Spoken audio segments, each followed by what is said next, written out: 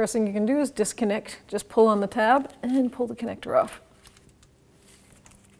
Set that aside. 7/8 deep socket. Should slide right over. And counterclockwise. Snap it free. So now you just can take it out the rest of the way with your hand.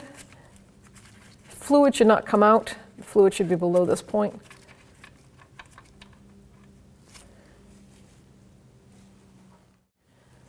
So grab your new switch. To install it, you're just going to turn it counterclockwise with your finger tight until it starts to drag. It comes with a sealant already on the seal, so the threads, so that way the fluid, while it's driving down the road, doesn't fly out.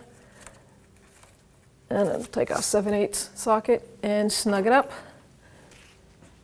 There is no torque spec on this, so being an electric switch, it really shouldn't be.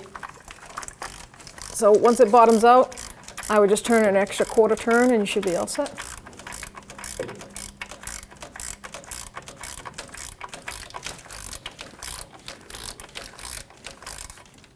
All right there, we're snug. I'm gonna go quarter turn. Grab our electrical connector.